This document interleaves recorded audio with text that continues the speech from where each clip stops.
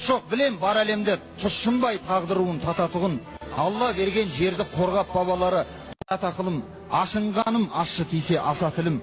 Қазақтай ұлт жоқ білем бар әлемде тұшынбай тағдыруын тататығын, Алла берген жерді қорғап бабалары, балалары ойланбай сататығын, саңырау басшылықтың кесірінен көктемде су астына бататығын, бізде ғана солдат бар жалғыз өзі 14 солдатты өлтіріп қашатығын, бізде ғана бар мықты ұракімдер ұстатпай шекарадан асатығын, бізде ғана тасбауыр үкімет бар ел байлығын оңды солды шашатығын, әділдік сұрап шыққан мұнайшыны аямай автоматпен ататығын, өйткені қазақ деген қой секілді қасқыр көрсе орнында қататығын, бауыздауға бұлсаң да төрт аяғын жүнімді қырқама деп жататығын.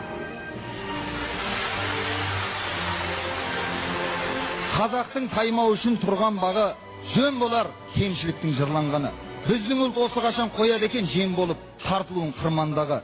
Неге осы Қазақстанда қазақ кедей, осы ғой жүрегіме мұң болғаны. Қытайдың қарсы тұрған мазағына мұнайшымның арызы тыңдалмады. Өшек құлқым Машкевич дегендердің қазақтың қазынасын ұрлауды әлі. Ол аз болса Астанада той жасаса шетелдің әні болды тыңдалғаны.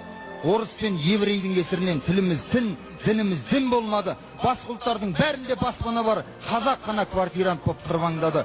Мың өліп, мың тірілген ұлтымызды бұл заман мың сорлатып, мың қорлады. Біз осындай болсын деп тілеп еді кешегі желтоқсанның құрбандары. Басыма маза бермей жүрген сұрақ, осы ма отанымның нұрланғаны?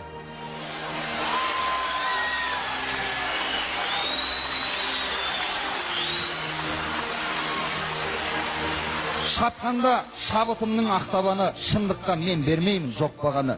20 жыл бойы біздер үндемедік, айырар кез келді ғой ақ-қараны. Қазақстан гүлденіп келеді деп біздің ел кейде өтірік мақтанады. Бізде бастық сымақтар елді ойламай басын тығып бюджетті ақтарады. Сараңның садақасын елге беріп, көп қаржыны қалтасына сақ болады. Нұр-Сұлтан, Нұр-Отан мен Казақстан осы ғана олардың жаттағаны. Ұрлағанын әйелінің атына жазып, судан таза, сүттен де ақ болады. Ұрлығыңды жасырдым дегенменен, білемін, көрініп тұр хаққа бәрі.